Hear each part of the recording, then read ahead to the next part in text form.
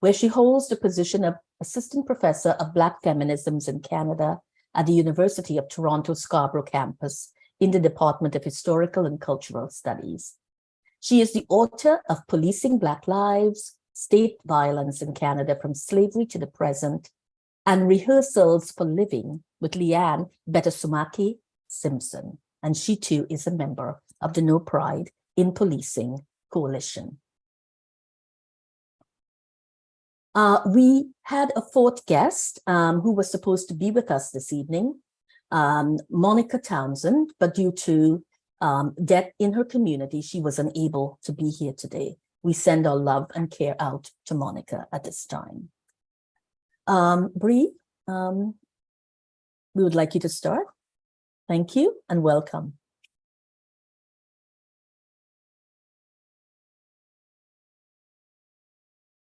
We'll try it with the unmute. Anin, Minibishgad, Jaganash Noswin, Brianna Olson, Pitawanakwat and Dishnakaz, Minwa, Nishnabum Win Noswin, Wasaze, Nimda Nangus Quay and Dishnakaz, Mimampi, Toronto and Doda, Minwa, Miskachi, Waskehegan, and Dunjaba, Minwa, Wikwam Kung Sing, unceded First Nation in Doda Bindakwas, Atticus and Dodem, Nishnabi Quay and Dow, Nimigwachwandam, Kinawia, Nimigwachwandam, Shkakmukwe, Nimigwachwandam, Gishagad. So hello everyone. I will translate what I shared in my Nishnabemwin language. I am Brianna Olson Pitawanakwat. That's my name in partially in English. I am also a Pitawanakwat, which is our Anishinaabeg name from our community, meaning between the clouds. I'm also, in my Nishnabemwin language, Shining Dancing Star Woman. I am currently living in Toronto, but have also called a place called Amiskwachi Waskahegan home. It's a Cree word for Beaver Hills House, otherwise known as Edmonton, Alberta, in Treaty 6. And also, I'm from a place called Wakwamekong Unceded First Nation, which is on Manitoulin Island. We are an unceded nation, meaning that we have never signed a treaty with the Crown. And however, we are currently some of the party holders in the Robinson-Huron Treaty case on the North Shore of Lake Huron. And I'm very proud to be from a strong and deeply rooted community. We call all of this territory our traditional territory. Our Nishnabeg Nation is one of the largest in what we call Turtle Island, and it spans through many provinces and many states. And yeah, as we say in our Anishinaabe teachings, we have as many homes as there were seasons.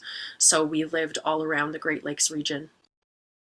I am Indigiqueer, I'm Anishinaabe Kwe, and I'm very proud to be part of many of the talks, the gatherings, the teach-ins and actions that take place during Pride Month, but also Indigenous History Month, which is an important time for our people. But I often say that it translates all throughout the year, and that it's important for people to understand the lived reality of Indigenous people today on these territories of our homelands, but also, the history. So with that, I will share a bit about my interpretation of a abolitionist future, of what that means as Anishinaabe Kwe on my territory. And I'm coming here today to speak as someone who is in this moment acutely suffering with an autoimmune disorder. I was just diagnosed actually yesterday. And this is in conjunction with other autoimmune disorders. And the reason that I bring this up is because it's not a surprise within our own communities, Indigenous communities. we are vastly overrepresented with autoimmune disorders. Every single family member of mine who had attended residential school or Indian day school later in life was diagnosed with autoimmune disorders, and that includes many of the descendants of those family members. And, we find that overrepresentation in so many different areas within society. We're at the top of, overrepresentation for pretty much every single, tragic issue that you can find in this country right now. And that is a direct result of colonization, a direct impact of ongoing colonization as well. Namely, two things that we deal with and support and address here on a daily basis in Toronto is the results of the overdose crisis, as well as houselessness, poverty, and again, just health issues that have and continue to be, aggravated and impacted by colonization. Within our community, we stand alongside with grassroots people, and this translates all across Turtle Island. We align ourselves with people that are of the land, are of our traditional teachings, of the laws and ways that we have lived as Anishinaabeg and various nations for tens of thousands of years. And when we talk about, abolition, we're thinking about, abolishing these systems of, carceral punishment, the systems of, colonial white supremacy, and realizing that there is very much systems that have existed and continue to exist here since time immemorial. Within our Anishinaabeg Nation, we call that Chinaka-Nagewin. And Christy Belcourt very much elaborated that in such a beautiful way when she said, the earth is my government.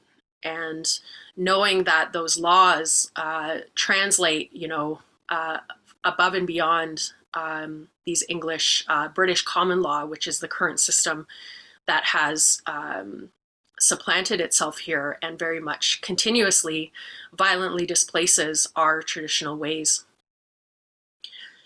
I think what I'll touch on today is about how, oftentimes we'll find our grassroots people facing some of the harshest criticism within our communities. When in fact, grassroots, indigiqueer, two-spirit, trans, non-binary, intersex, Indigenous people are very rarely aligning themselves with governments, NGOs, political parties, and practicing that Chinaka-Nagewin, that traditional law or that natural law, and doing so, oftentimes underfunded, and doing work that is highly politicized.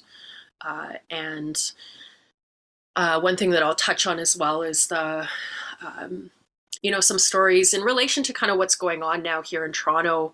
One of the major reasons that we have been very critical and hypercritical of what's happening right now around Pride is the alignment with police and the City of Toronto, both of whom are, continuously sentencing people here in the city to unlivable conditions,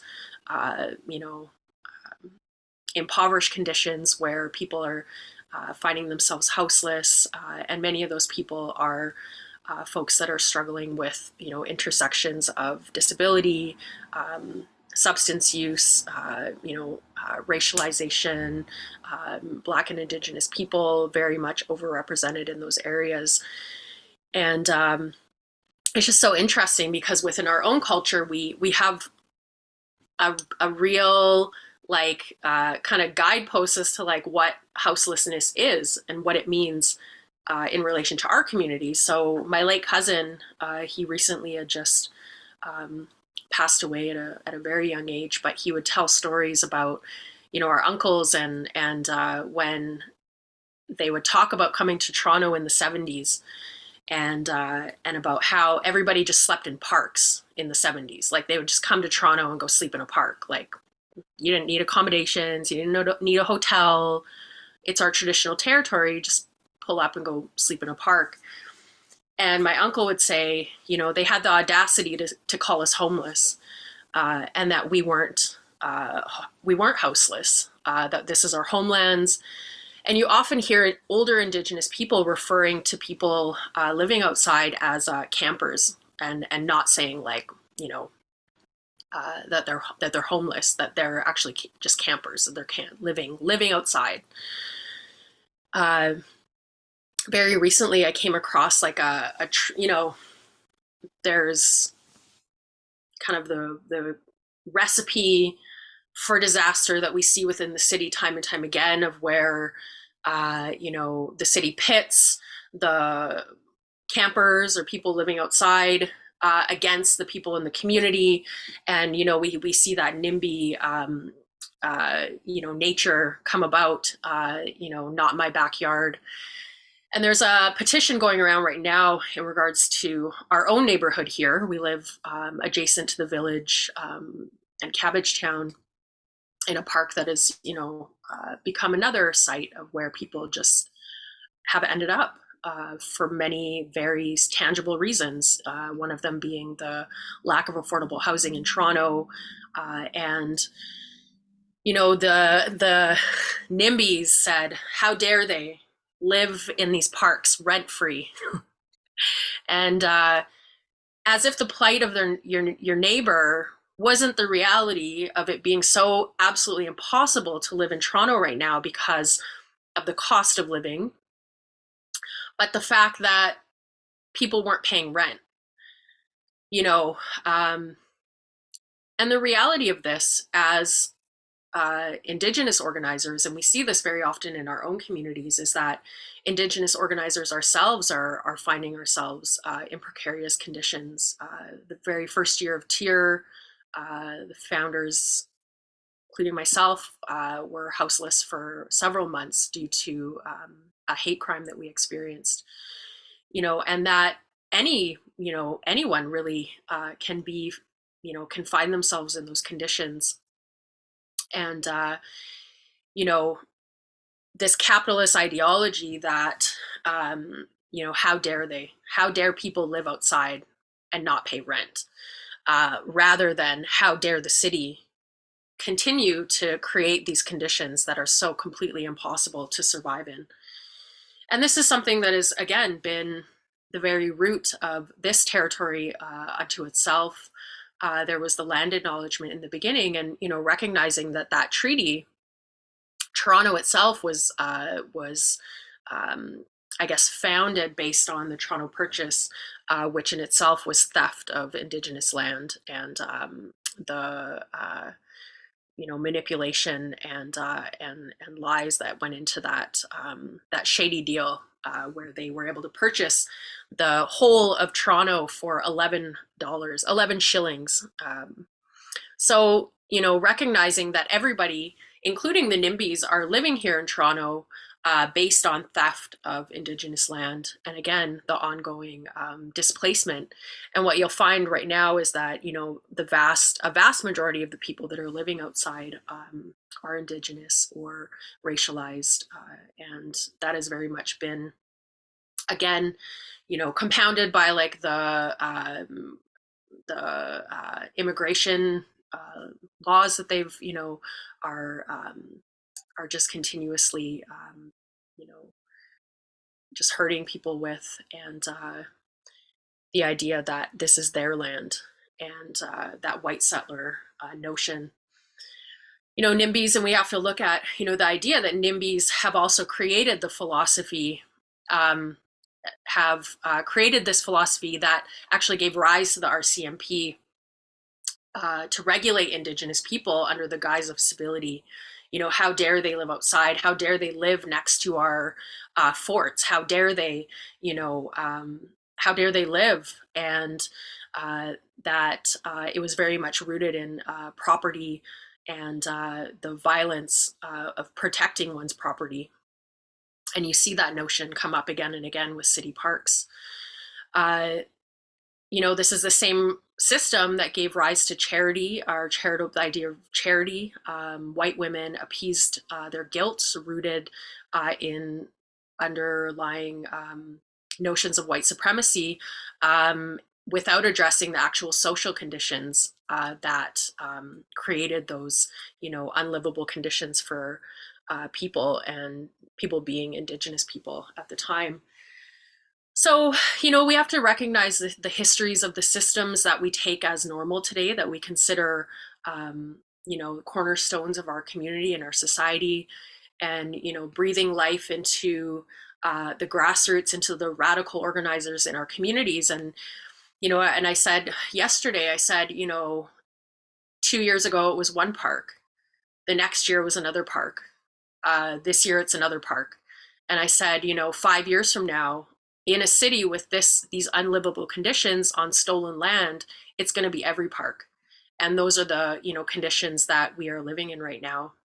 As Indigenous people, we see counselors like Chris Moyes, I'll say his name explicitly, is trying now to pit the Indigenous people who are, occupying green spaces or parks here in the city against the houseless community, or against people that are living outside. And, it's not going to work, because we recognize the deeply rooted factors that have led to, the fact that their houselessness even exists on our traditional territories, not just for our communities, but for everyone. So I want to leave with people. It's something that I said at the speech that I did at the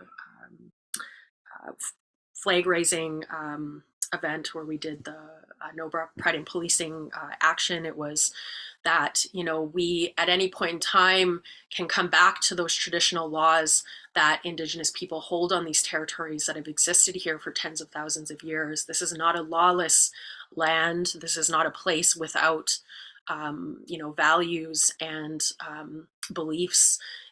It is a place that is so strong with those things, and that our communities hold those knowledges so deeply in our being, and that we were raised with these. And if we weren't raised, we are coming back to them, because many people were displaced through the 60s scoop and residential schools, and there's songs about it, round dance songs about, as long as the sun shines, as long as the grass grows, as long, as the rivers flow, these are, the treaties, the beliefs, the values, these natural laws will exist, and we will exist as Indigenous people here. And people can look to these nations for knowledge, for strength, look to the grassroots for those, ideals that we can begin to uphold, rather than this British common law that we do want to abolish. When I say abolition, I mean British common law. I mean white supremacy. I mean capitalism.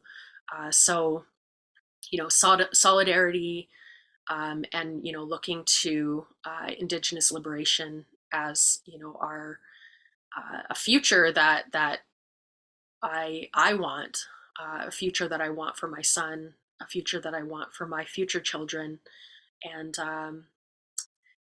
with that, I believe I've gone over 12 minutes. I'm super grateful to be here, miigwech, everyone, and now I will pass it on to the next speaker. Miigwech. Thank you very much, Bri. Jamie? Thank you very much. I'm so honored to be on this panel. I'd like to send my love and solidarity to Mobica Forrester, because she's somebody that I really look up to for the amazing work that she does in the community. But all of the people that are on the panel today are likewise heroes of mine. And like I say, very honored to participate. I'd like to begin by talking about the summer of 2021 as a reaction to a lot of grassroots work that took place in the summer of 2020. During the summer of 2021, the city of Toronto unleashed a storm of violence on encampment dwellers and supporters in a series of botched encampment clearances. Armed police with riot gear, drones, cavalry, pepper spray, private security guards descended on the encampments, which included Trinity Bellwoods, Lamport Stadium, and Alexandra Park.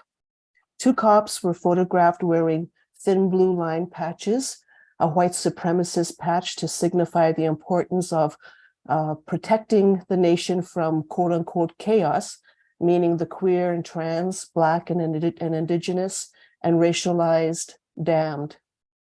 The city spent nearly $2 million on these clearances. Those who were arrested and detained were released on the condition that they were not to join further public gatherings and or enter public parks. The Toronto Police Services carried out a program of terror and harassment by publishing posters of people, declaring them wanted and requesting the public's assistance in identification. The tactic was intended to terrorize activists and deter anyone from challenging the sudden intensification of police state violence in Canada. Encampment clearances were orchestrated from coast to coast, from Vancouver to Halifax, with similar terrifying violence and conditional releases after arrests. The targets of violence were primarily queer and trans, Black and Indigenous and racialized people. Militarized policing and surveillance massively escalated in intensity in the summer of 2021 in reaction to a summer of rebellions in 2020. The international uprisings against anti-Black policing in response to George Floyd's horrifying murder at the hands of the police needed a state answer. The answer was revealed in the form of an intensifying the global city as a site of imperial struggle. In Toronto 2020, thousands took to the streets in a series of protests condemning the police for their role in Regis Korchinski-Paquette's death. The protests called for justice for Regis and, in solidarity with actions happening worldwide, not another Black life. They were live streamed and supported from coast to coast. The escalation was also a response to First Nations land defense, as exemplified by Chief's assertion of sovereignty and rejection of Coastal GasLink in 2020. Also in 2020, the 1492 Land Back Lane Collective was gaining popular traction, as was the Afro-Indigenous rising occupation of Nathan Phillips Square for the entire summer. As the impact of the COVID pandemic intensified, several public park encampments, including queer and trans, mutual aid, and First Nations groups, set up public pedagogy events on food sovereignty, access to decarceralized and alternative healthcare, grassroots and Indigenous harm reduction, and collectivized life. Following Sadia Hartman, I'll refer to these criminalized collectives as wayward communities. Wayward communities emerged from the oppressive living conditions under militarized policing. From police state violence emerged communities such as those created by encampment dwellers, sex worker collectives, migrant farm workers, substance users, massage parlor workers, undocumented refugees in neighborhoods such as Escarcia in Athens, favela dwellers in Brazil, land-back camps, and migrant caravans, to name a few. These are collectives such as is depicted in Our Dance of Revolution, a film documenting Toronto's Black queer community. Likewise, I'm talking about the self-organized collectives, communities, and autonomous zones, communities that have been subjected to criminalization, surveillance, and militarized clearances. With Sadia Hartman, I argue that contrary to criminal and pathological, these communities are sites of liberation praxis, an innovative life genre. The dialectic at work and being centered involves death logics in the service of financialized racial capitalism against the struggle for collectivized life, characterized, as Ronaldo Walcott would say, by a certain kind of sovereignty over self in relation to collective and communal conditions. The communities emergent from these dialectics are sites of communal praxis that reclaim social life from gentrified spaces, offering up pedagogies to live differently. For example, through grassroots street-based harm reduction, I've seen evidence of this kind of collective caring in sex worker organized spaces. Against the destruction of public housing to make way for securitized gentrification, sex workers have created spaces for communal meals and collectivized access to gently used clothes, low barrier STD testing, vaccinations, peer harm reduction counseling, access to life-saving supplies, childcare, culturally appropriate healing, and collective safety. Wayward communities kicked into high gear, innovating collective community defense responses to the state's death politics around COVID. These community-based innovations represent sources of collectivized dual power, undermining the capitalist state. Dual power is a revolutionary process whereby the people's self-determination process emerges and exists alongside of the state. Coalitions of wayward communities, what Leanne Simpson might call constellations of co-resistances, create revolutionary dual power through solidarities formed as a take back the city strategy among those exteriorized from and criminalized by the capitalist nation state. The heart of this revolutionary process is that people demonized by the state turn to each other in community to innovate life-affirming care praxis.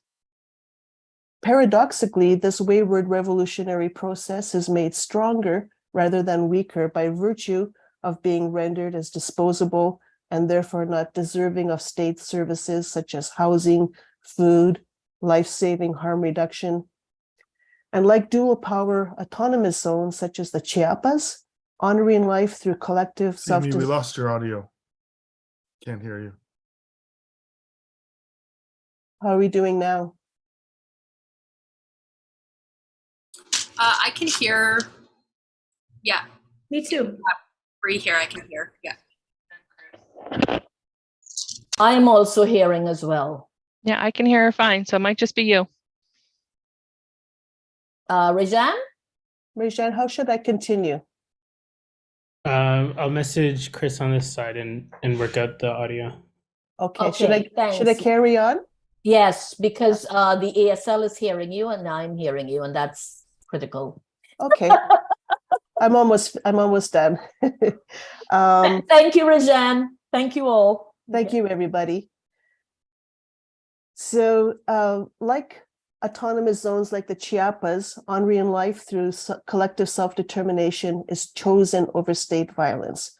So for example, in 2020, Maggie's, an organization by and for sex workers in Toronto, doubled up on their harm reduction and street outreach. Butterfly, an organization for Asian and undocumented sex workers, began offering legal clinics and services for massage parlor workers. Mobica Forrester established Trans Pride Toronto, a hub of harm reduction and collective life in Toronto's downtown east.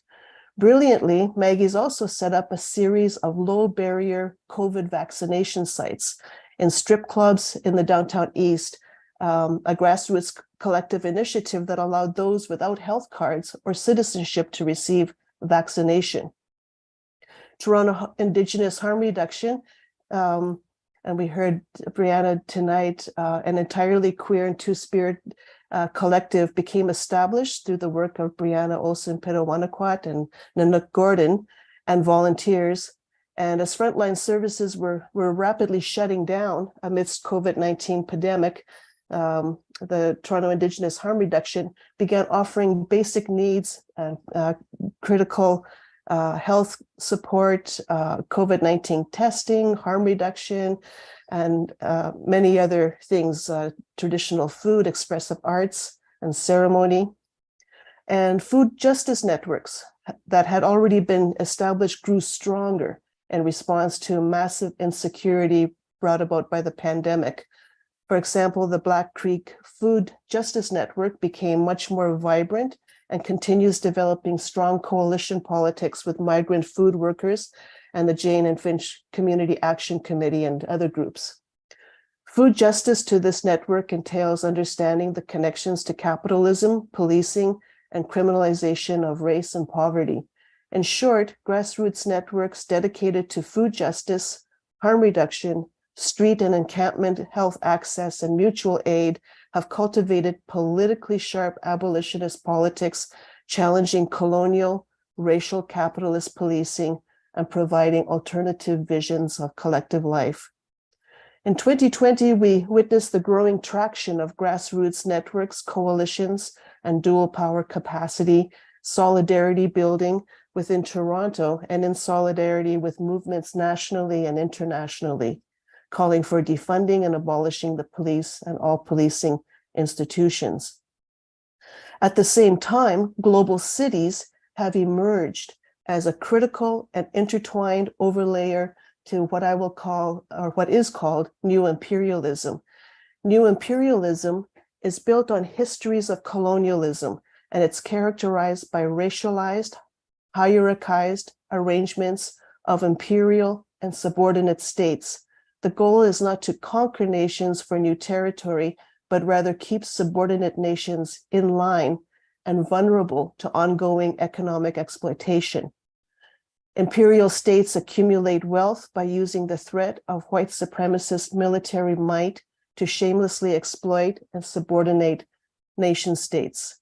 The financialization of new imperialism is coordinated by international finance institutions such as the IMF, the WTO, the World Bank, whose economic policies are enforced via militarized policing. So global cities such as Toronto are networked hubs enabling financial flows and are therefore assets that must be securitized.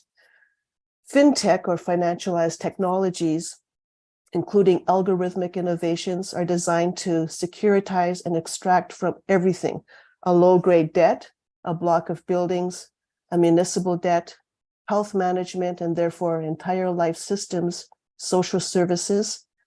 And Assassin explains these are securitized and brought into financial circuits where they can be bought and sold over and over.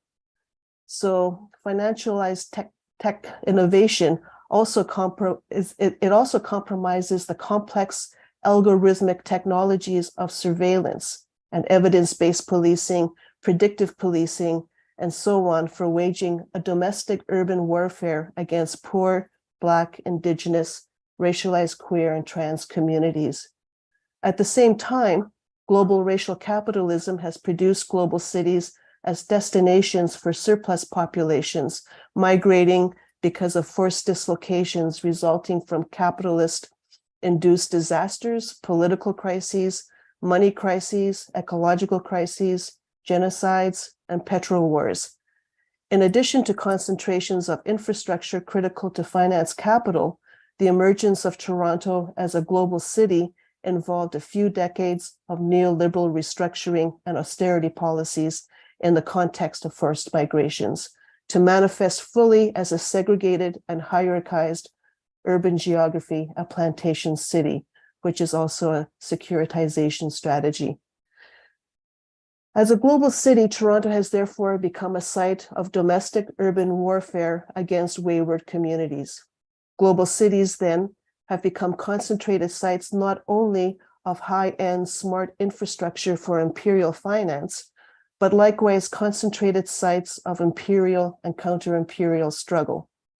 The counter-imperial urban struggle is organized around access to a livable life, relation to care, and self-determination. These pedagogies of collectivized life emerging from abolitionist communities are sources of hope and inspiration for creating a better world. These pedagogies constitute what Robyn and Leanne might call rehearsals in living, or as Andrea Ritchie and Marian Kaba might say, abolition unfolds one community at a time. Thank you.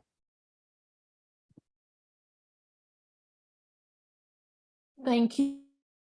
Thank you very much, Jamie. Thank you very much. Robyn?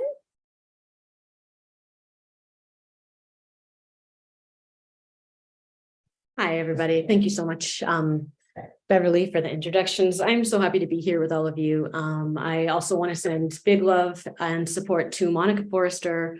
And I'm also just really glad to be sharing the space with Brianna, Jamie, and Beverly, organizers who I have shared many panels with, but also shared many meetings with, organized demonstrations with, and we still get along and respect one another, which is not necessary in all movements, but is very, very helpful. And it's really, really just nice to be here sharing this space with you in this political education in the lead up to Abolitionist Pride. So I was thinking today about some of the radical histories of Pride, some of the many radical histories of Pride that stand to inform the conditions that we're facing today, that stand to inform the work that lies ahead. Anyone who knows me knows that I love to look backward to help look forward. So that's something that I'll maybe just do for, some of the opening remarks that I'm going to open up with today. I just wanted to say before beginning that beyond my bio, I am also a gay Black woman, with a history of involvement in many, many movements, from networks of families working to end police killings, to Black liberation work, to migrant justice and sex worker justice movements. And I wanted to wish all of you a happy Pride. I tried to decorate today with this sign that I think you can be part of that says "My Pride is Black," because we are here in a particular month that is both a history of struggle, but also one of revolutionary love and celebration as well. So I've worn many hats over time: organizer, movement journalist, harm reduction worker, parent of an energetic child, and more recently as a professor, where I get to bring together knowledge from many of the hats that I've worn. So right now I'm teaching a course on, it's called Abolition Feminisms, and shout out to any of my students if you made it here. But for the first week of Pride Month, we were looking at the history of incarcerated Black radicals in the Black Power movement, and looking at some of the queer, Black, and feminist histories of incarcerated radicalisms that help us understand histories of prison abolition differently, histories of abolition differently, because I think that sometimes we have this idea that it's only, more recently, and of course, Beverly Bain's work and history and life organizing shows shows the opposite of this, right? But this idea that queer, Black feminisms are something that's entirely new to this moment and not something that's actually been a long part of our struggle. So I was trying to have us all think in class the other day about the history of Pride and where Pride comes from, right? Which I think that many of us know, that it's not abstract and it's not just a metaphor to say that Pride began as a riot, that Pride began as organized as a riot against policing of queer and trans Black communities, racialized communities in particular. And I think that there's a way that is really important to center and anchor as we come into a month that can often be really depoliticized right now. And what I was also asking with my students to do was to look back to the history of just actually next to Stonewall, 500 feet from Stonewall, that you can learn about from reading Hugh Ryan's Women's House of Detention, but looking at how inside of the Women's House of Detention, which is, only 500 feet from Stonewall, there was also a riot in support of what was happening outside. The inside of this prison were Afeni Shakur and Joan Bird, two queer Black women who were part of the Black Panther, the Black Panthers who'd been incarcerated on trumped up charges, who were openly, at least in their own communities, queer women who were part of and supportive of the gay liberation struggle.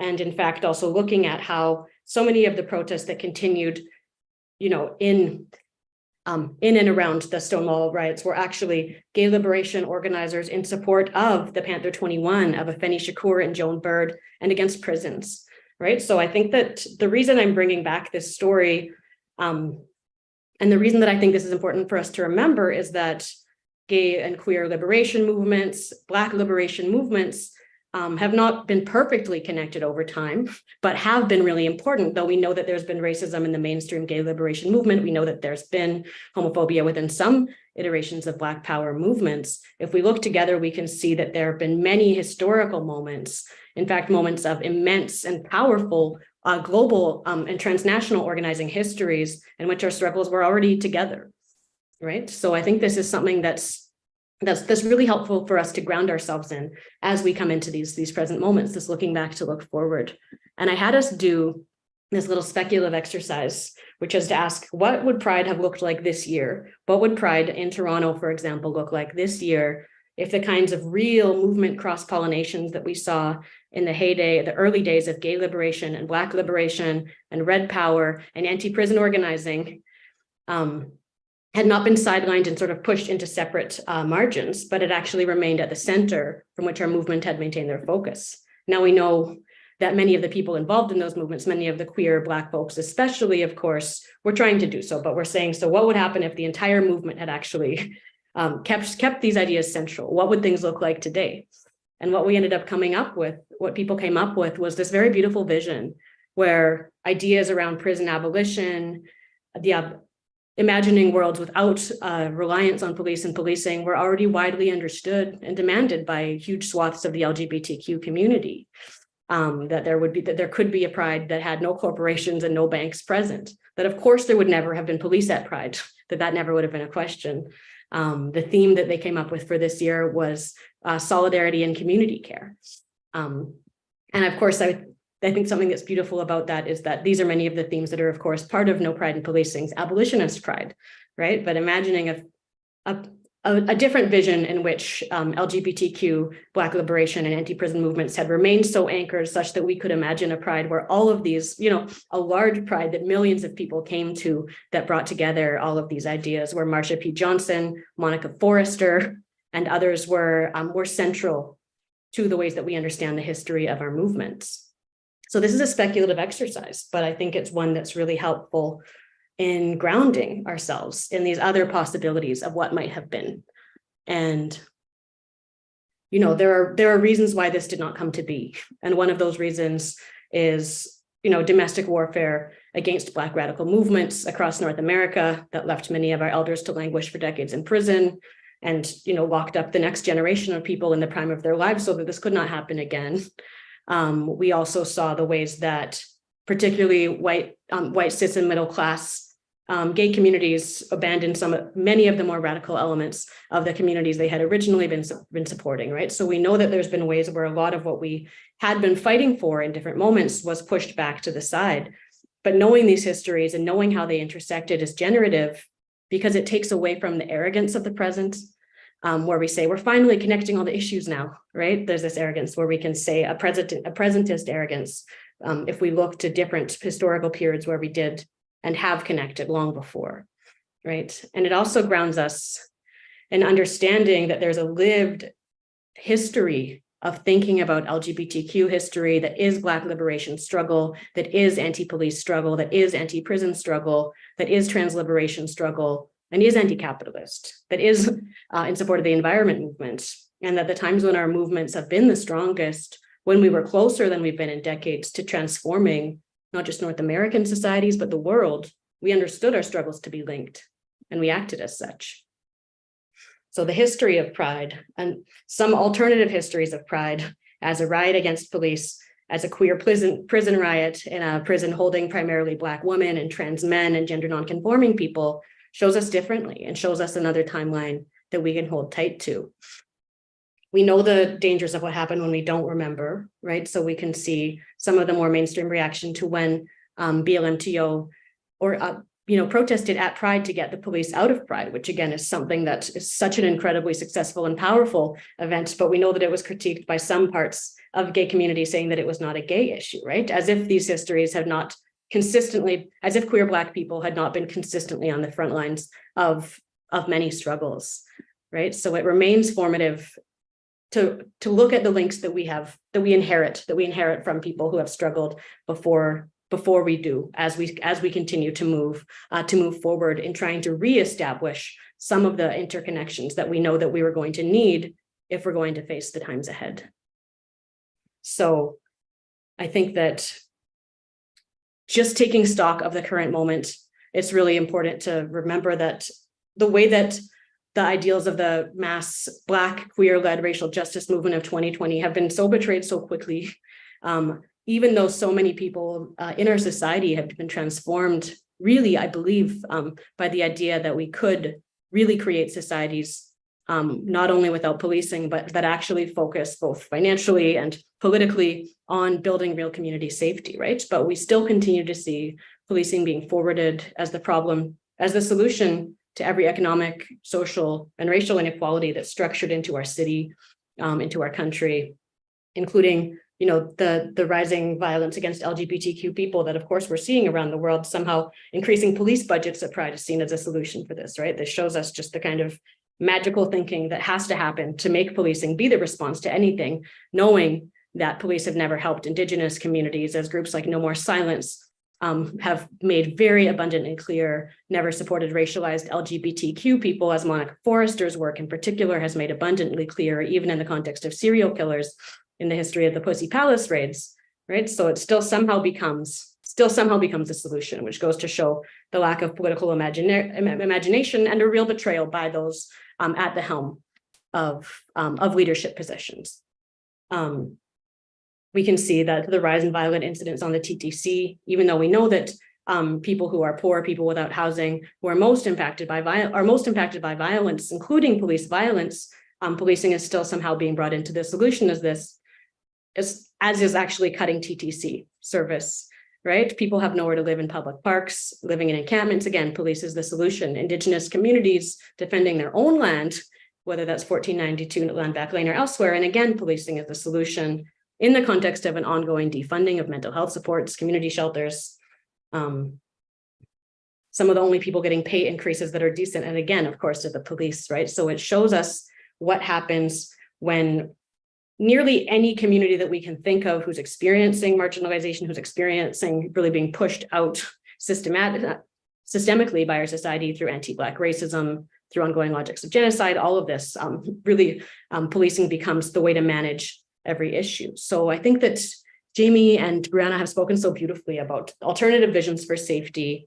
And many of us work together, for example, on the Another Toronto is Possible coalition campaign, really trying to work to bring this city towards a budget that could defund the police by 50% and really vastly redistributed resources towards community supports, public transit, housing, more broadly, right? That these are many kinds of rehearsals for the world that we want to live in.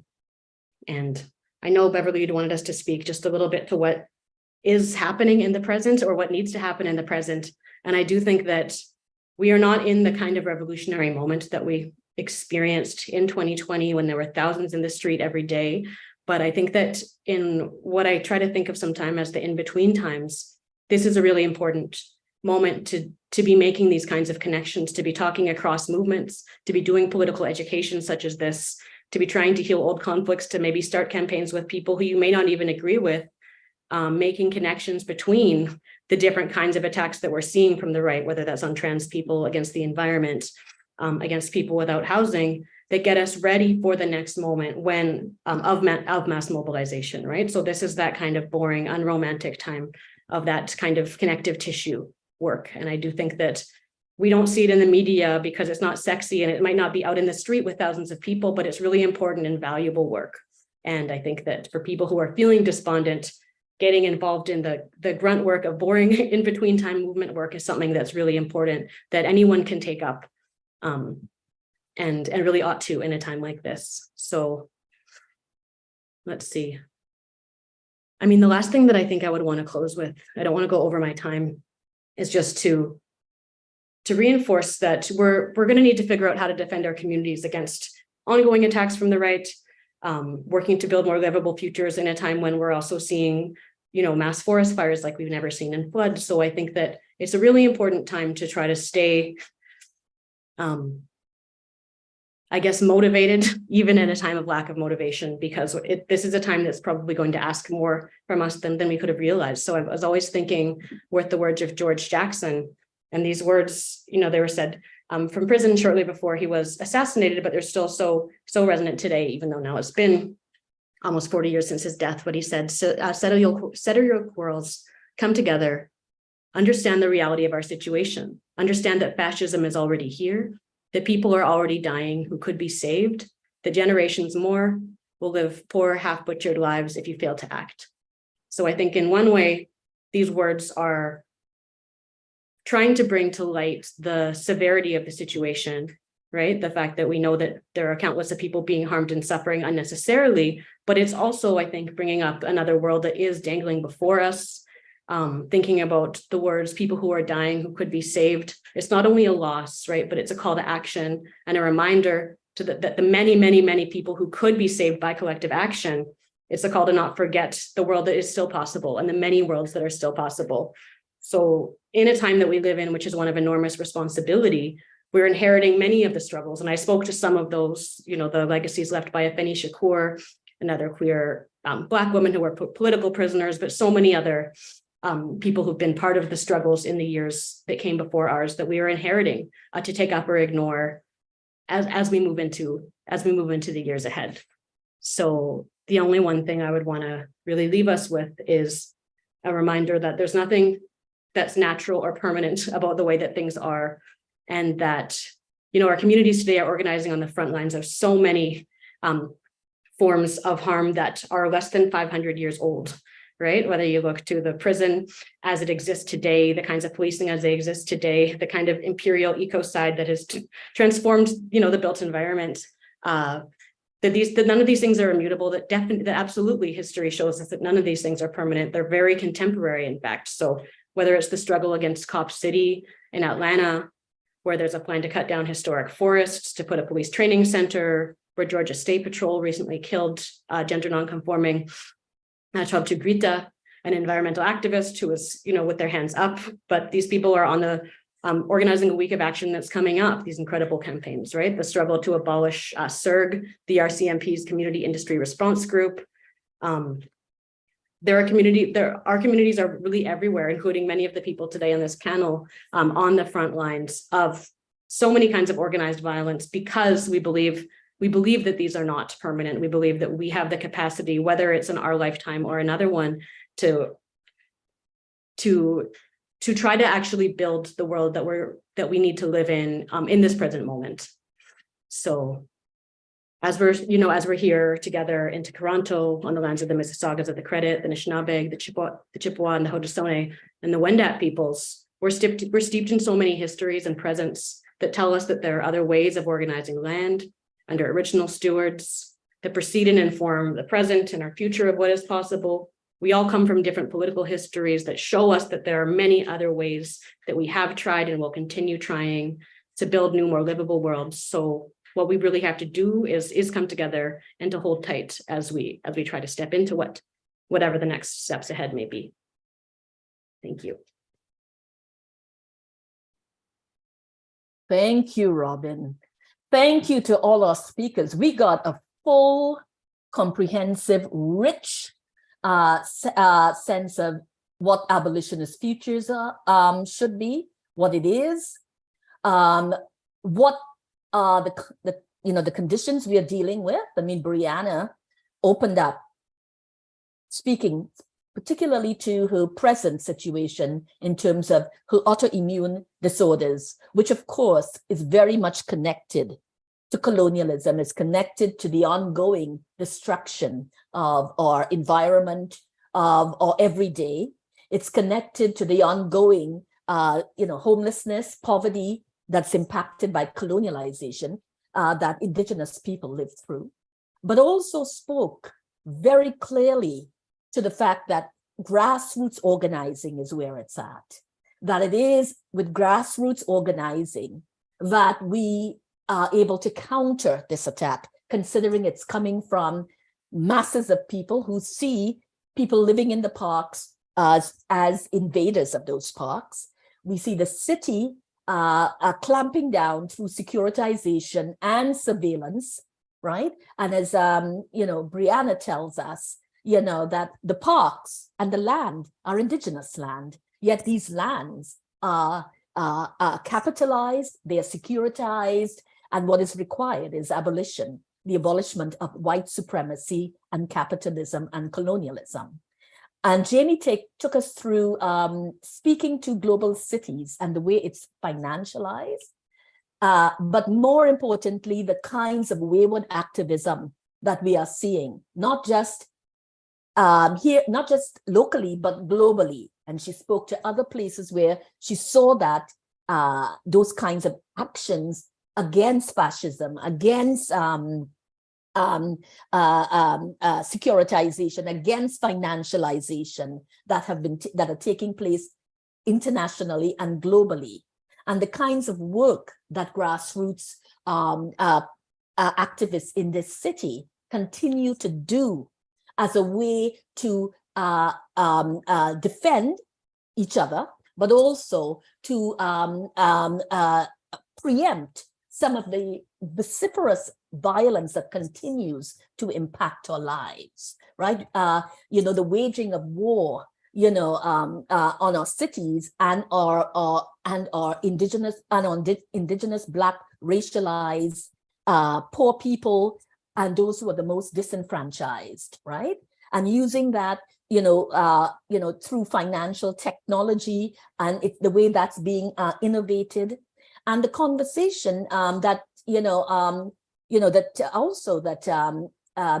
leaves us thinking, and when we look at what's happening with Pride and Pride's alignment with police that continues to sentence people to impoverished conditions in this city, yet we see that, an organization like Pride Toronto is participating in the acceptance of $1.5 million that the province has actually thrown at queer organizations in this city as part of Pride Month. And also at the same time, we know that it means an escalation of policing and security throughout all of our cities. Robyn takes us through, the protests of Stonewall happening in particular historical moments when there were other struggles happening alongside it, that of Black power, that of red power, right? And also, liberation, queer liberation, all happening simultaneously. And this has been a history. And I think what I heard Robyn also kind of referring to is the fact, and I think Gary Kinsman speaks about this in his work on sexual regulation, is this whole social organization of forgetting. That we forget that there were moments in our history when we organized alongside each other, we organized, we benefited from each other, but particularly a lot of the political kinds of organizing that queer activists benefited from. They benefited from the organizing of Black power, they benefited from the organizing of red power, and we benefited from different cross-organizing. And that so often we forget that we do have this. And this is why I think we already have those resources, which is why we see that we're able to put that to use in these present times to combat the kinds of, the wars that have that are constantly, that we're experiencing at the hands of the state and of policing, right? I want to actually, and this has been really amazing presentations from our panelists. And I want to actually, because this is Pride Month, I want to actually throw out a question dealing with pride in terms of what it means, in terms of the kinds of struggle that we are attempting to, to create, the kinds of, thinking that abolition is supposed to do, the kinds of imagination for building a livable world. What does that mean when we have organizations like Pride, as Robyn mentions, which lacks imagination and which doesn't actually seem to recognize the impact that it's having when it is so depoliticized as it is in this moment, but not so only depoliticized. In fact, in the kinds of strategies that it employs, it is also impacting in deadly ways the lives of Indigenous, Black, racialized people in this city. I want to hear people talk more about what it is that we need to do. And I mean, Robyn, you gave some examples of Pride needing to rethink how it's working, the ways in which it needs to reimagine, you know, its labor and the way that it's organizing, and to think about its organizing. I personally do not want to fix Pride. I would like to see Pride dismantled, because I think Pride is no longer serving its purpose or representing the people. You know, queers and trans and queer and two-spirited people in this city. And I'd like to hear from people how we should be organizing, you know, as queer and trans people in this society, in this city, you know, particularly in this moment where there is so much violence from the state and more violence to come from the deployment of policing and security. Would Brianna want to go first? Or Robyn or Jamie? Or should I just pick you, or? Yeah, I can go. Okay. Okay. You know, for our community, a lot of people, like, Pride is not a central focus for so many Indigenous, queer, trans, you know, gay, Indigenous people, specifically because so many of our relatives are still living on reserve. They're living in remote communities.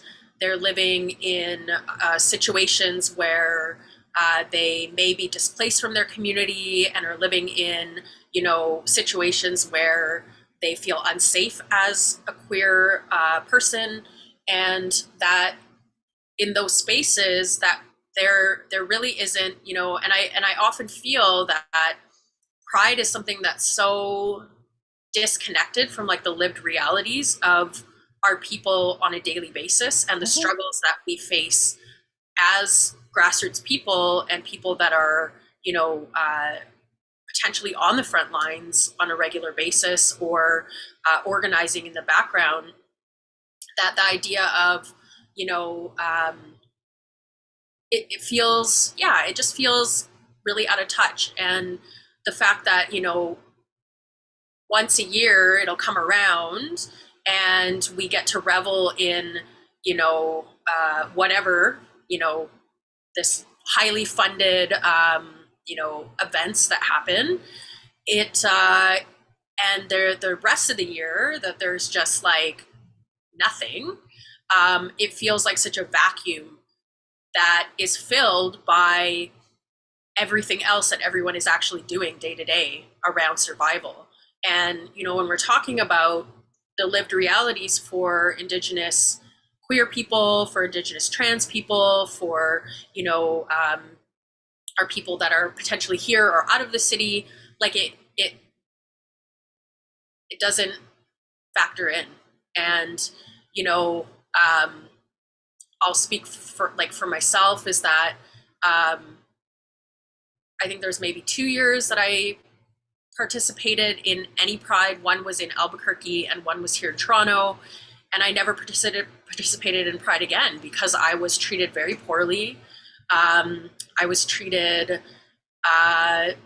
you know, I was demeaned. I faced racism from other, you know, people within that community itself that just didn't have an anti-racist, you know, praxis. They didn't understand the history of Pride. They didn't understand the history of Indigenous people and our presence here. And that felt, that you know, veered me away from that, that organization very quickly.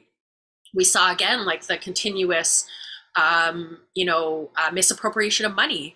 And, you know, for some people, and it's really sad because it's like, you know, for some people, they do feel like this month is maybe the one thing that represents them. But how do you reconcile as an Indigenous person when literally like millions of dollars, like we're not talking about like a very, like a small $10,000 grant, we're talking about millions of dollars that was misappropriated that there was, dishonesty, that there was false reporting, that there was continuous patterns of behavior of theft and misappropriation. And, it feels like the very, such a deep-rooted problem of anti-Indigenous racism that it's like, how do you reconcile that? So I think for our community, it's like, how do we find places of radical organizing as queer people or as trans people or as two-spirit people the other 11 months of the year, when we're literally out there just trying to get by and trying to fight and trying to, I think really, again, the lack of, nuance around, looking at how ethno, white Christian nationalism is such a factor in what's happening right now on the attacks on our communities, and how deeply, personal that is for Indigenous communities because of residential schools. And that, I think the conversations are only starting there, and that we really have to have space for that deeper understanding of what this country participated in, not just Pride, but all of Canada. So that's kind of where I'm at. And yeah, we're just, we're proud all the time. Literally all my neighbors, I live in a queer co-op. I'm all my neighbors are queer. I have, Indigenous neighbors that are queer. It's just a beautiful place. And I wish that for anyone in our community, so that we can create those livable conditions where you can be proud and look to a community all the time. It doesn't have to be represented in a party or a parade funded by banks that, again, banks that are actively funding, paramilitary attacks on Indigenous people across the country. So anyway, I could go on, but I'll pass it on. Miigwech. Thank you. This is why No Pride in Policing Coalition exists. Jamie or Robyn? Sure. I have a few thoughts on this, but Okay. I'm going to bring it back to what you actually said right there at the end, Beverly. So then I want to toss it back to you, actually. But I mean, I think that I have really complex feelings about it as somebody who, when I lived in Montreal for a lot of my adult life, and I would come to Blockorama, I would make the pilgrimage to Blockorama to be around more queer Black people than I had ever seen in my entire life. And would come back every year, and it's been over a decade. So, and I look at some of the work that you've done, Beverly, that Omishure Dryden have done to really look at, the really powerful queer Black histories that went into the, some of the really beautiful queer Black formations that are absolutely not identical to or reducible to Pride, but are, part of this kind of large gathering of queer folks, the struggle to take up space within communities that have historically considered us to not be a part of them, right? So I think that there's something that's really important there, that I do think that regardless of what formation that looks like, I think that in a future that I could dream up that was more liberatory, it would not be bound to corporate pride, right? But I want to just elevate that there are some parts of what's happening that I think are really valuable, especially in this moment of this mass right-wing push against LGBTQI people and trans people, especially to literally push some of our communities out of existence. I think that I'm still of the position that holding whatever ground we have in the possible onslaught that we're on, whatever that may look like, is something that I try to keep in mind. But what I'm also trying to think about is more, not less, and say, how do we as queer folks more broadly, outside of that particular organization, come together to create a transformational political force, right? As we're coming against what we're up against, that's capable of holding the stakes and the interconnections of Black liberation, of Indigenous sovereignty, at the intersections of queerness. How are we able to recreate again movements that are able to actually create a strength here? So I think that we have this moment, which is very terrifying for many, but it's also a really important moment, I think, of political education. That's why I'm really happy to see this series actually happening this year in particular, because there are masses of people who are maybe not particularly politicized, right? It was possible. There was a brief window in which being gay seemed as if, you could be a right-holding citizen but we're seeing that, masses of people who are realizing that the rights they may have assumed they would have may be taken away And that's always a really important moment for education, for inviting people in to learn about the histories that the rights they may have taken for granted have also been taken away or never given to other communities. It gives us a moment of possibility to intervene and educate and help people again, to use this moment, as Mariam Kaba and Kelly Hayes' new book says, to let it radicalize them.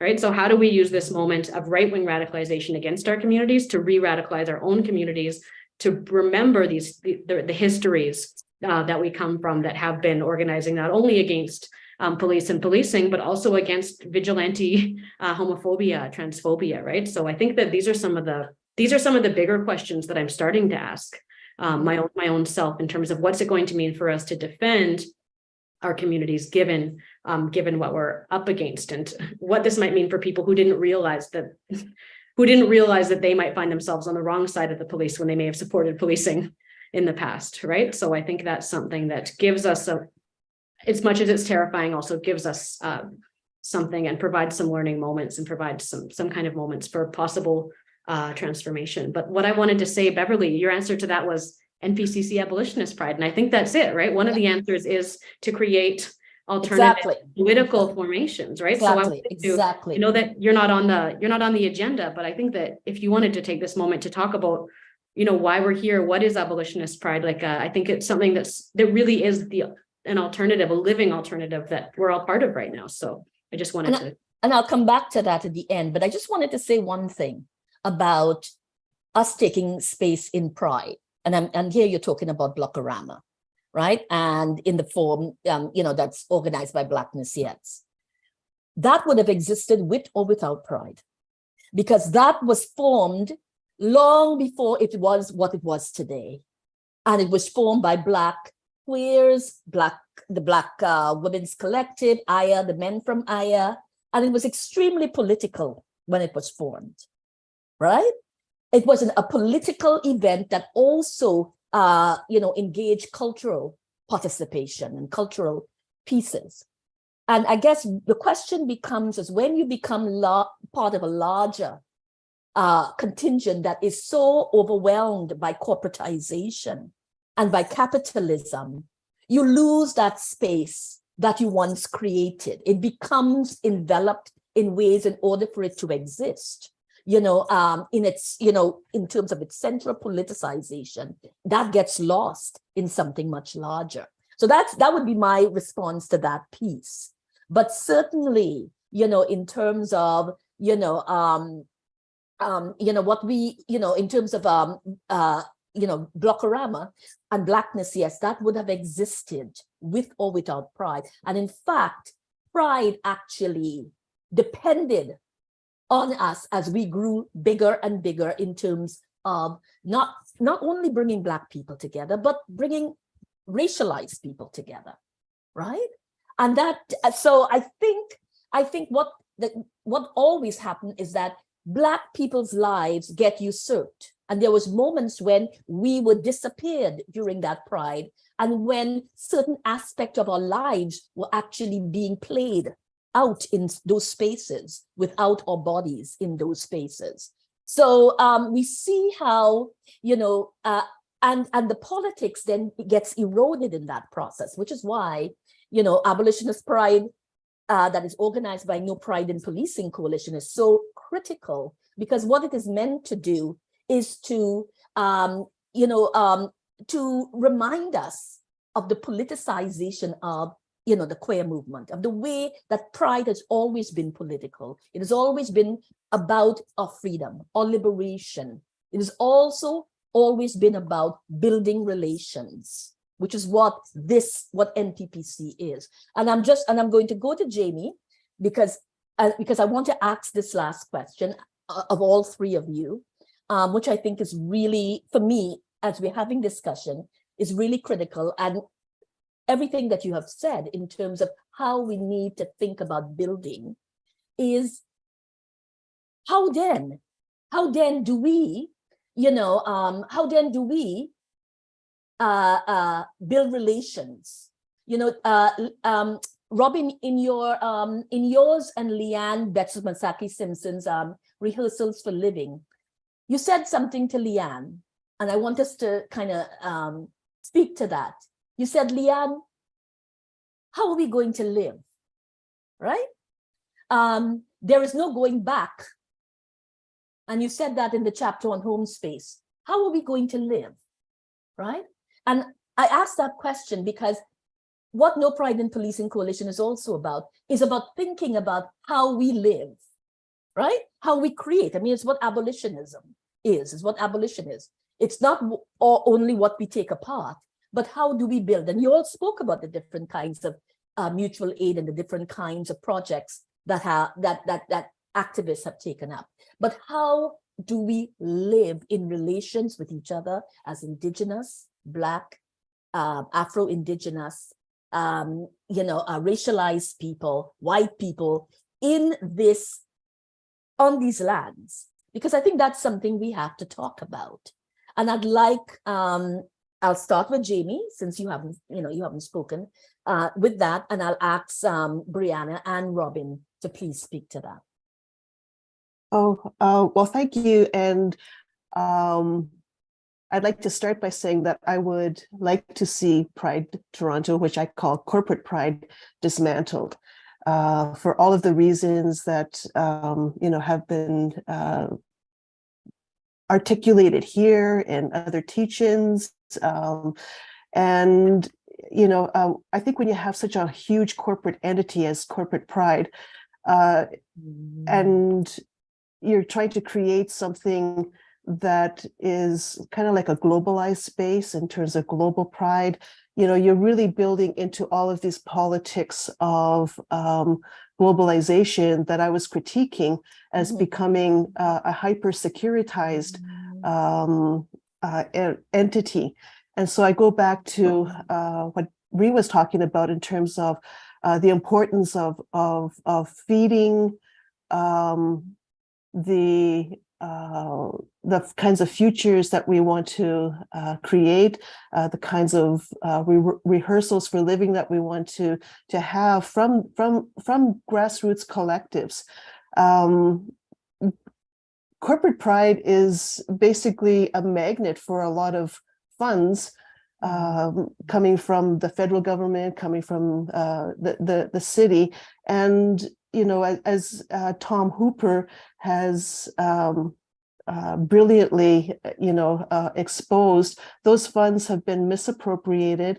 They've involved taking money to create Indigenous art and asking Indigenous artists to, give up the, creative property rights.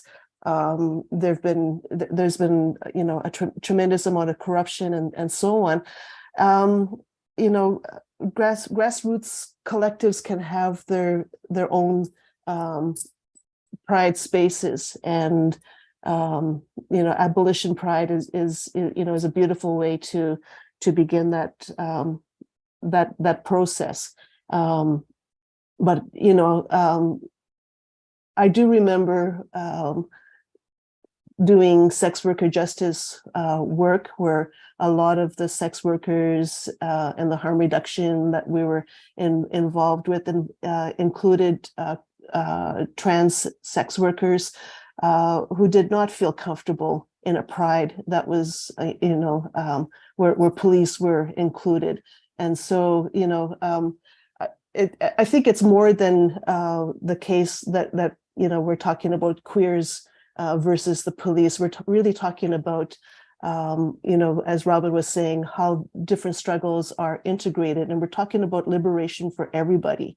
And liberation for everybody can't happen unless if we have, the dismantling of the police state, and corporate pride is in complete collusion with that police state.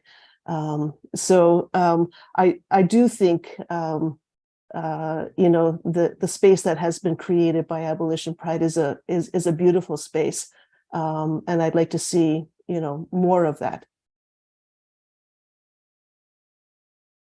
Thank you, Jamie. Thank you.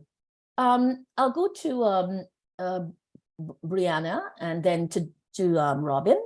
Brianna, I mean, I'm asking this question too, and I'm going to be even more direct. I'm also asking this question, particularly as Indigenous, Black people and racialized people on this land.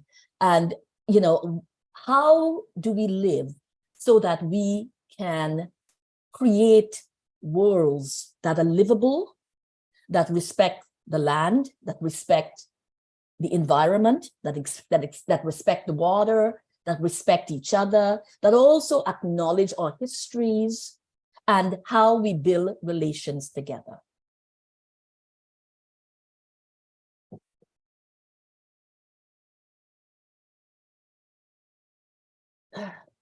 Sorry, I can't You're on hear. mute.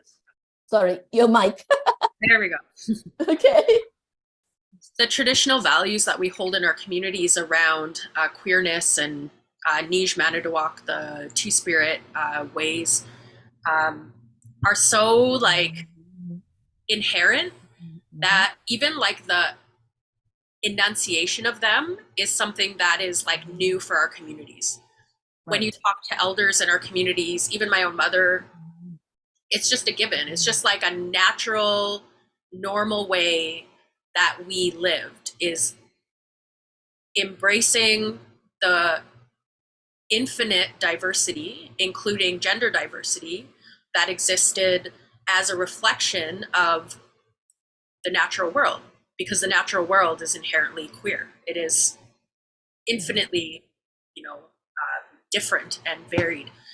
And so right now I feel that we're in a time, and you know, and I felt like this since I was a young queer growing up on the prairies, is that it really is life or death. And you know, I think sometimes when we come at things from a space of you know, our own inherent privilege, I am very privileged now as compared to when I lived in that space, but I'm still an Indigenous woman. The moment I walk out my door, I'm 17 times more likely to be murdered in Canada than a white woman. And that doesn't change. I literally can wear any type of clothes, I can do whatever, have the safest lifestyle, and that still doesn't change.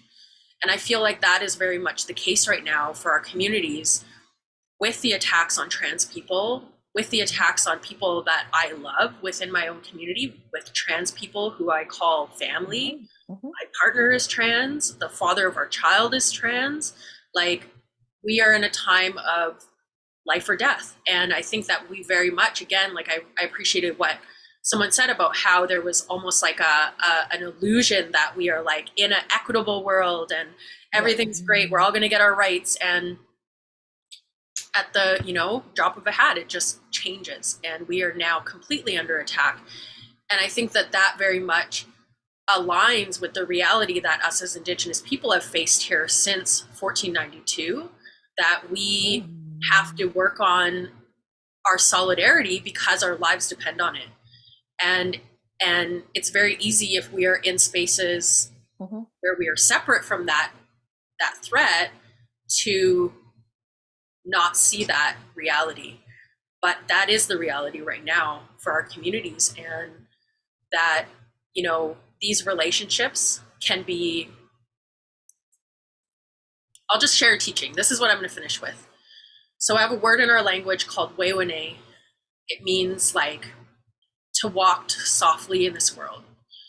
And I see that as how we build our relationships. I don't see that in how we defend ourselves. I don't see that in how we have to navigate our rights in this world and our responsibilities. But I see that in how we foster and sow those seeds of solidarity in our community, is that we walk gently amongst ourselves and that we do things with care and intention. And that's what we need right now, more than ever.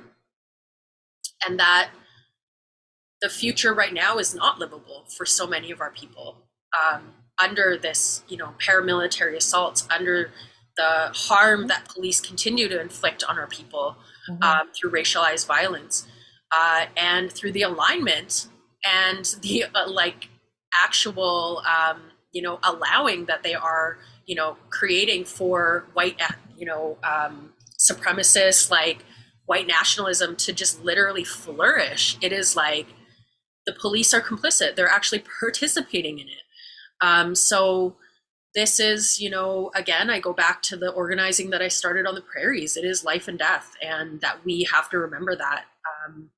And that when we build these relationships, we can do so in a caring manner. When we care for our people in our community that need our support, that their lives depend on it, we can move with that care and intention. But everywhere else, we got to fight. And that's how I see things right now. So thank you, Bree.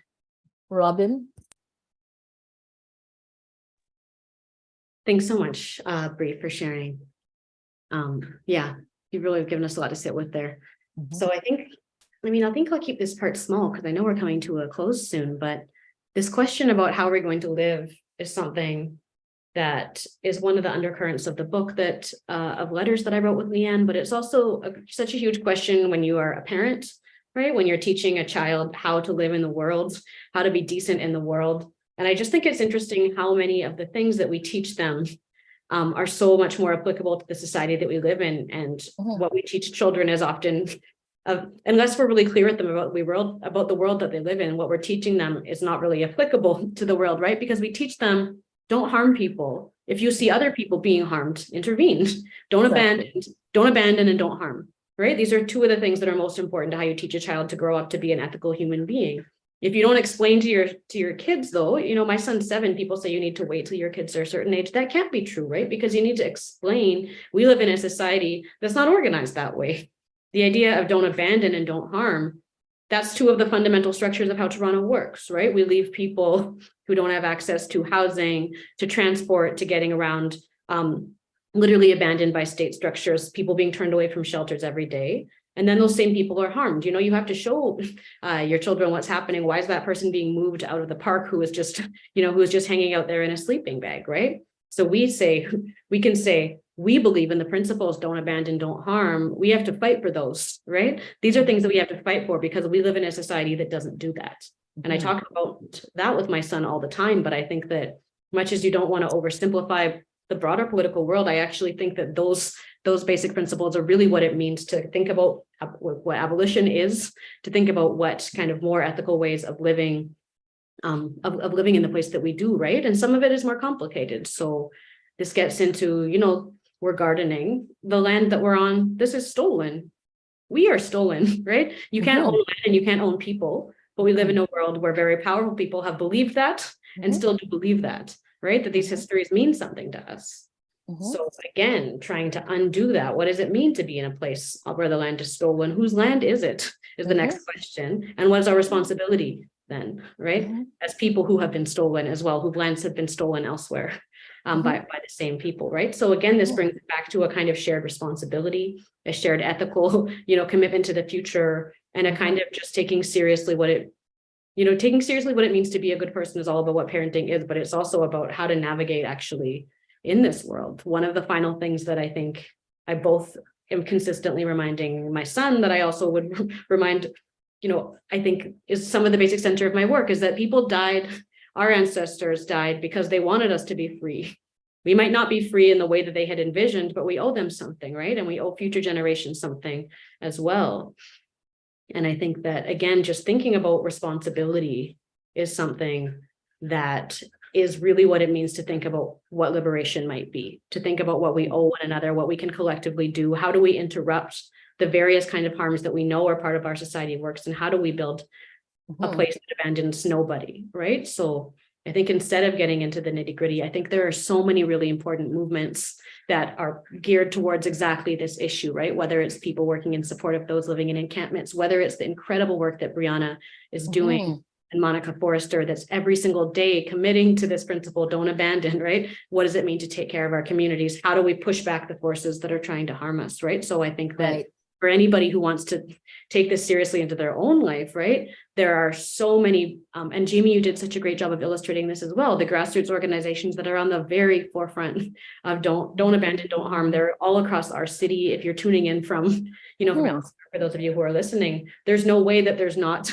in whatever city you're living in, an organization of people who are working, with a political vision to support an end to the housing crisis in your city, that are trying to organize against the policing budget. This is these movements are everywhere. There's small little parts of them everywhere, whether it's working to get police out of schools, universities divested from fossil fuels, right? There are so many different parts that it's the opposite of overwhelming, right? There's actually so many ways to plug in that it's just a matter of finding one way and sticking with it, because, you know, Ruthie Gilmore termed this really well when she said that all we can do as individuals is tweak Armageddon, right? But collectively, we have the capacity to do so much more. So it's that, I think, just thinking about collectivity and again, holding tight, which is what I was trying to really close with before, is what we need to be doing at this time. Yeah. Thank you for that, Robyn. Thank you very much. Before we end, I'm going to ask each of you to leave us with one last brief statement on, you know, what, you know, anything that you would like to say in terms of leaving people with a message around abolition, around abolitionist futures, around how we build, how we should be building. And you know, we heard a lot, but one sort of sentence that you would like to leave people with in terms of how we move forward. Jamie, do you want to start? I think what I have heard tonight from everybody, and what I'd like to underscore, is that the movements that are working at the level of grassroots are collective. And those collective spaces teach us about how to move, how to navigate, how to keep ourselves well, how to care for one another. When we have entities such as corporate pride, that encourages privatized spaces. It encourages relationships with police, which guard private property and you know, securitizes individuals. I would like to plant my hope in how wonderful it is to participate in collective life, and the belief that we will choose. Once people can experience what that collective life can be, we will choose that over violence. Thank you, Jamie. Robyn? Thanks so much, Jamie. I think really just the last thing I would say, there's so much, and those are beautiful words, Jamie, but I think I would just, close on a reminder with this is a panel on abolition, right? That just reminding us all, and I know that everybody here knows this so much, but abolition is not an academic discipline or set of theories or not, it's much, much more than that. It's a practice, right? It's a praxis, it's a way of life, it's a way of doing and asking questions and continuing to build and build, right? So I just want to remind us that even people who don't call themselves abolitionists are building transformative futures outside of police and policing all the time, building futures that are about life and taking care of whether that's planetary life and earthly life, whether that's human life, whether that's, the children in our communities, whether that's the people who've been most deprived of having access to a life, right? So this is the kind of doing, and it's doing together. And I think that's at the root of it. And it can look like many things, from 4 people in a collective to a very large, cross-national day of actions, to, a group of teachers or high school kids working, organizing to change the conditions of their school to make them less carceral. So it can look like many things, and there's not one way. And that's actually the beauty of it. Thank you very much, Robyn. And I will read Brianna's piece. She had to leave to take care of her baby. The sentence is that we will return to our natural laws we practice every day as Indigenous nations, that people become acquainted with them and the lands and histories and Indigenous thought and values that are alive and strong today. Thank you to Robyn Maynard, Brianna, Olson, Pitawanakwat, and Jamie Magnusson for your brilliance today. It was just amazing. And I want to invite people who have been following us to continue to follow our remaining teachings. On Thursday, Our next teaching will be on harm reduction at 5:30, and I urge you to please tune in. And also our final teaching is on the 21st on poetry and art at the end of the world. So please stay with us and come back. And our teachings will be online on YouTube. It can be viewed at a later time. Please view them. Please, attend our Pride March on the 25th, the No Pride in Policing March on the 25th of June, which starts at 1, and it's followed by a picnic at 3 o'clock. So please stay with us.